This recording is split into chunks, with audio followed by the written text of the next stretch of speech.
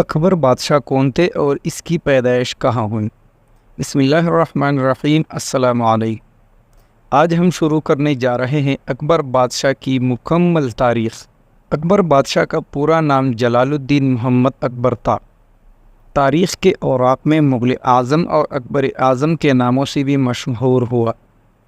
وہ ہندوستان میں مغل سلطنت کے بانی شہنشاہ ظہیر الدین بابر کا پوتا اور نصیر الدین ہمایوں کا بیٹا تھا۔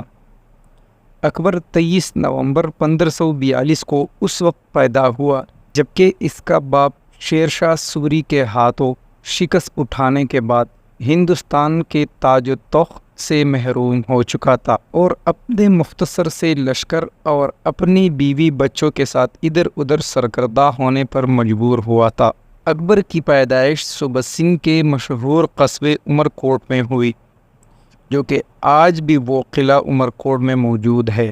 وہ چاند کی 14ویں رات کو پیدا ہوا۔ اسی چاند کی 14ویں رات کے نسبت سے ہمایوں نے اپنے بیٹے کا نام پہلے بدر الدین رکھا تھا، بعد میں یہی بدر الدین تاریخ کے اوراق میں جلال الدین محمد اکبر کے نام سے سامنے آیا، حالانکہ یہ اکبر بادشاہ کے نام سے مشہور تھا۔ نصیر الدین ہمایوں کے حالات اس وقت ایسے ناسازگار تھے کہ اپنے بیٹے اکبر کی پیدائش کے بعد اس کے پاس اتنی رقم نہیں تھی کہ بیٹے کی پیدائش کی خوشی کے اظہار پر لوگوں کو انعام میں دیتا، لہذا اس نے اپنے بیٹے کی پیدائش کی خوشی پر عمر کوٹ کے قصبے کے لوگوں پر صرف خوشبو بانٹ کر اپنی خوشی کا اظہار کر دیا تھا۔ اکبر جب 1 سال کا ہوا تو ہمایوں اپنے بچے کچے لشکر کو لے کر سندھ سے نکلا اور قندھار افغانستان کا رخ کیا۔ قندھار میں اس وقت اس کا چھوٹا بھائی بھی کامران مرزا حاکم تھا، لیکن قندھار افغانستان کا نظم و نسق دوسرے بھائی عسکری کے ہاتھ میں تھا۔ جو کامران مرزا اور عسکری کو خبر ہوئی کہ شیر شاہ سوری کے ہاتھوں شکست کھانے کے بعد ان کا بھائی ہمایوں ان کی طرف آ رہا ہے تو انہیں خطرہ ہوا کہ کہیں ہمایوں ان پر حملہ آور ہو کر ان سے قندھار افغانستان شہر ہی نہ چھین لے، لہٰذا ان دونوں غیر ذمہ دار بھائیوں نے ہمایوں سے اپنے بھائی کے رشتے کو سامنے نہ رکھا اور اس پر حملہ کر دیا۔ اس حملے کی وجہ سے ہمایوں اور اس کے لشکری افراتفری کا شکار ہوئے اور ہمایوں اپنی بیوی حمیدہ بانو اور بچے جانثار ساتھیوں کے ساتھ بھاگ گیا۔ اس باغ دوڑ میں ہمایوں کا بیٹا اکبر سے بچھڑ کر ہمایوں کے بھائی عسکری کے ہاتھ گیا۔ عسکری نے اپنے بھتیجے اکبر سے تو کوئی انتقام نہ لیا بلکہ اسے اپنی بیوی کے سپرد کر دیا تھا تاکہ وہ اس کی پرورش کرے۔ اس طرح اکبر بادشاہ کی پرورش اپنے باپ کے بجائے اپنی چچا کے گھر ہونے لگی تھی۔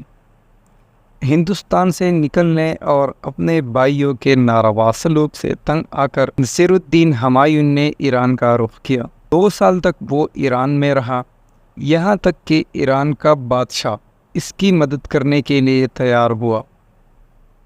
اس دوران اکبر کی پرورش اس کی پھوپھی اور ہمایوں کی بہن خانزادہ نے اپنی ذمہ لے لی تھی۔ آخر ایران کی مدد سے ہمایوں نے کابل اور قندھار کو فتح کر لیا اور ان علاقوں میں اپنے قدم جمانے کی کوشش کر دیے۔ اکبر بادشاہ جب اپنے باپ ہمایوں سے بچھڑا تو اس وقت اس کی عمر 1 سال تھی، لیکن جب ہمایوں فاتح کی حیثیت سے کابل میں داخل ہوا اور اپنے بیٹے اکبر بادشاہ سے ملا تو اس وقت اکبر بادشاہ 3 سال کا ہو چکا تھا۔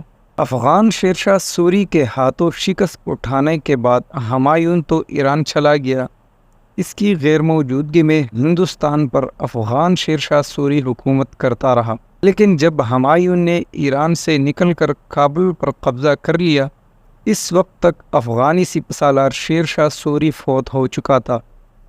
افغانی سپہ سالار شیر شاہ سوری کے بعد ہندوستان میں اس کا بیٹا اسلام شاہ حکمران بنا تھا۔ اسلام شاہ کی وفات کے بعد اس کا نوعمر بیٹا فیروز خان 12 سال کی عمر میں حکمران ہوا، لیکن اسے اس کے ماموں عادل شاہ نے قتل کر کے خود تخت و تاج حاصل کر لیا تھا۔ عادل شاہ نے تخت نشین ہونے کے بعد یہ محسوس کیا کہ بہت سے امراء اور سالار اس لیے اس کے خلاف ہو گئے کہ اس نے اپنے بانجے فیروز خان کو قتل کر کے تخت حاصل کر لیا۔